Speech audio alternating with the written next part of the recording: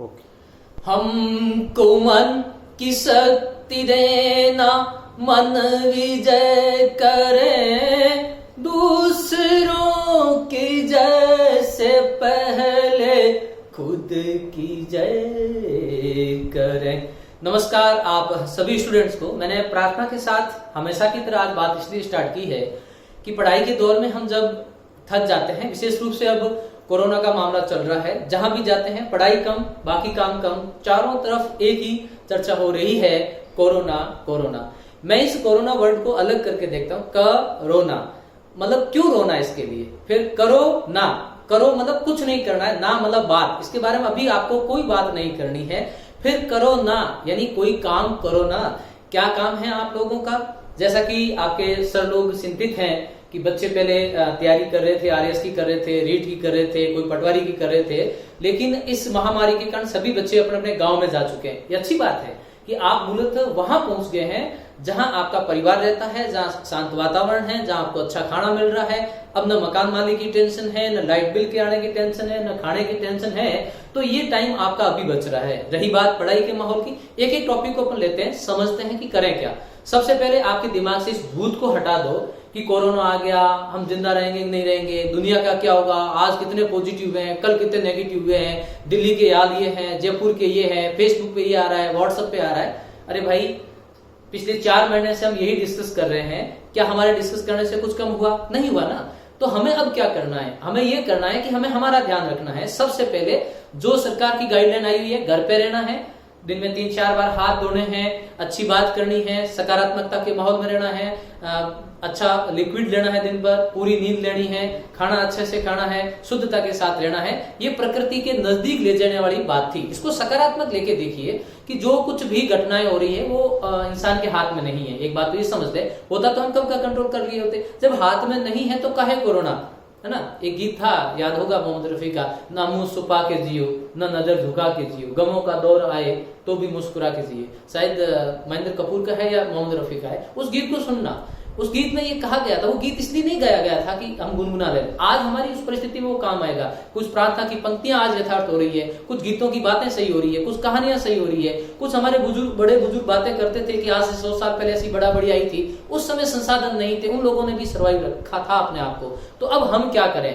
घर में रहें, अच्छे से टाइम टेबल के साथ रहें, बड़े बुजुर्गों का ध्यान रखें, अपना खुद का ध्यान रखें, नकारात्मक बातों से दूर रहें और किताबों की दुनिया में वापस लौट जाओ। आपका सिलेक्शन किस बात से होता है? क्या कोचिंग से होता है? जवाब है नहीं। तो कोचिंग थी क्या? कोचिंग एक सिस्टम था जो आपको टाइम पर पढ़ाने के लिए कह रहा था। वो सिस्टम आप अब घर बैठ के पढ़ाओ। क्यों?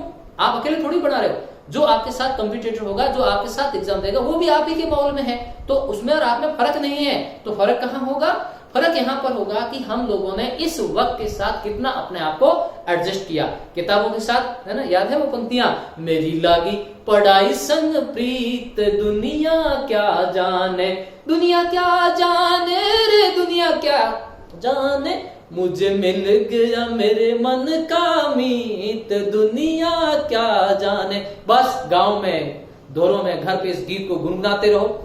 जो भी आपकी किताब है, मान लीजिए 3 किताबें, 5 किताबें, जो पढ़नी है पूरे दिन को उस हिसाब से डिवाइड कर लो, उसको पढ़ना स्टार्ट कर दो, सेल्फ स्टडी शुरू कर दो। आपको मार्गदर्शन ऑनलाइन आपके जो रिलेटेड इंस्टीट्यूट है उससे आप जुड़े हुए वहीं से लेना है। आइए मैं बिंदुवार कुछ बातों को आप डिस्कस कर लूं। मोबाइल का उपयोग केवल आप रिलेटेड टॉपिक को पढ़ने के लिए करोगे, न ये देखने के लिए कि लाइक कितने हुए हैं, किसने हमें शेयर किया है, वो मोटिवेशन वीडियो आ गया, उस इंस्टीट्यूट के उस सर का देखो लाइव वीडियो चल रहा है, यूट्यूब चैनल, कुछ नहीं करना है। केवल आपको प्रॉपर उसी चैनल को सब्सक्राइब करना है जो आपके काम का हो, और लाइव आपने अपनी क्लास ली, उसको बंद कर लीजिए, किताब उठाइए, एक किताब पढ़नी है, बार बार पढ़नी है, अच्छे से पढ़नी है। चलिए पढ़ाई में मन नहीं लग रहा है, घर वालों के साथ बैठ जाओ, अच्छी बात कर लो, अच्छा खाना कर लो, थोड़ा घूम लो, वापिस आके पढ़ने बैठ जाओ। ठीक है, डे बाई डे का पढ़ाई करनी है। कंसेप्ट वही रहेगा, 5 दिन आपको पढ़ाई करनी है, 6ठे दिन वापस आपको रिवाइज करना। मैं शनिवार की बात बता रहा हूं, और 7वें दिन वापस फ्री हो जाओ, फिर सोमवार से वापस लग जाओ। 25 तारीख तक आपने जो चीजें पढ़ी है, 26, 27, 28 को वापस रिवाइज करना है, 29 को कुछ प्रॉब्लम उसको सॉल्व कर लो, और जो लास्ट डे महीने का उस दिन वापस फ्री हो जाओ। ये तो आपके शेड्यूल रहेगा पढ़ने का। किताबें क्या पढ़नी है आपको अच्छी तरह से पता है, मैं नहीं बताऊंगा। क्या पढ़ना है आपको अच्छी तरह से पता है, कहां से पढ़ना है ये भी आपको पता है, क्या प्रॉब्लम आएगी ये भी आपको पता है। तो क्या करना है इस वक्त?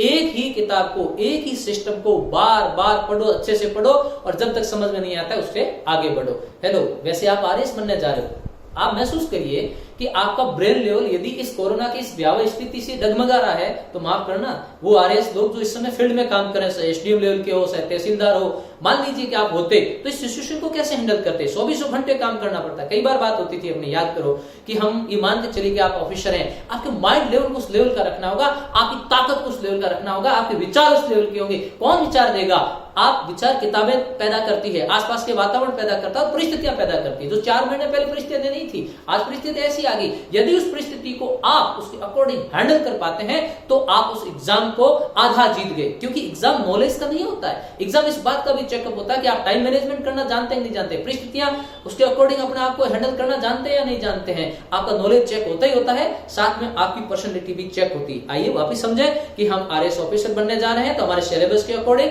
धीरे धीरे पढ़ते रहेंगे, रिवीजन करते रहेंगे, एक ही बात को पढ़ेंगे बिना किसी निराशा के, बिना किसी के फालतू की बातों के, बिना किसी इधर उधर घूमने के। या मैं वापस कह रहा हूं, मोबाइल में केवल आप वही चीज देखेंगे यदि सक्सेस होना चाहते हैं। या किसी के दिमाग में आता है दुनिया समाप्त हो जाएगी, कोरोना आ गया, ये अरे भाई, कोरोना से पहले एक वक्त था जब कभी प्लेग भी आया था, स्पेनिश फ्लू भी आया था, टीबी भी आई थी, एचआईवी भी आया था, कैंसर भी चल रहा है, रोड एक्सीडेंट भी चल रहे हैं। दुनिया के साथ तमाम प्रकार के सुख दुख चलते रहते हैं। ये दौर है, इस दौर को पार करिएगा। ये चढ़ाई है, आगे ढलान आएगी, ये रात है, आगे दिन होगा, ये अमावस्या है, पूर्णिमा आएगी, तो ये बारिश है, तो देखिए तूफान के बाद शांति भी आएगी। ये कांटों का दौर है, आगे आपको राहें भी मिलेगी जो फूलों में हो सकती है। ये हो सकता है कि संकटमय दौर हो, हाँ, ये नहीं कह सकते कि साधारण काल निकल रहा है, बहुत ही 100 साल बाद पूरा वर्ल्ड इसमें फंस चुका है, तो हम भी उसके साथ ही इंसान है, समझते हैं बातों को, उससे बाहर निकल जाएंगे।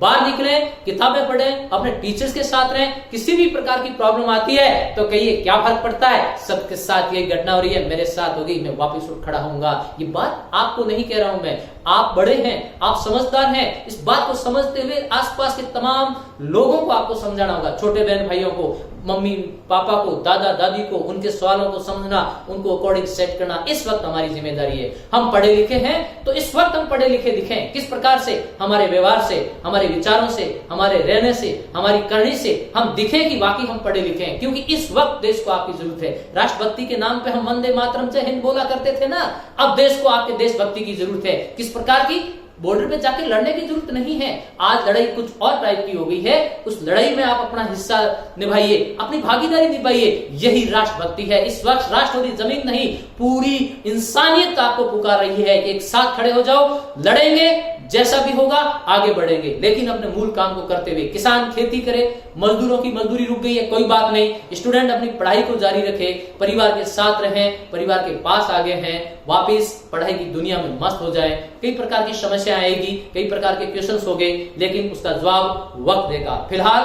तमाम बातों से बाहर आ जाओ, इधर उधर भटको मत, ध्यान को केंद्रित करो, नियमित रूप से पढ़ाई करो, किताबों से दोस्ती करो, वक्त निकल जाएगा।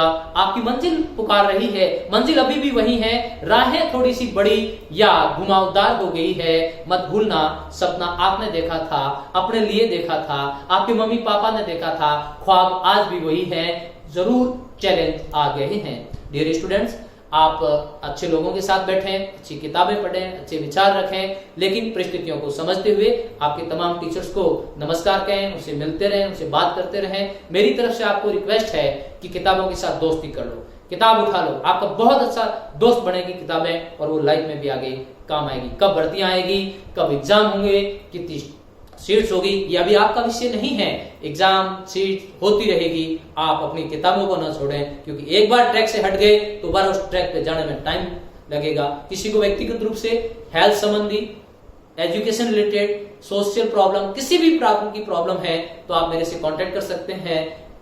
मेरे नंबर आपको गूगल पे मिल जाएंगे, डॉक्टर भरत सांड लिख करके टाइप करोगे, मैं जब भी टाइम मिलेगा आप तक पहुंचूंगा, बात करूंगा। हमेशा की तरह कहता हूं, जब भी फ्री हो कोई गीत गुनगुनाओ, जो अच्छा लगे वो गुनगुनाओ, ठीक है ना। मेरे को 2-4 गीत गाते हैं, मैं गा देता हूं। क्योंकि मैं यही जानता, क्योंकि मैं यही मानता, किताबों की दुनिया में मैं अपने आप को समझाता।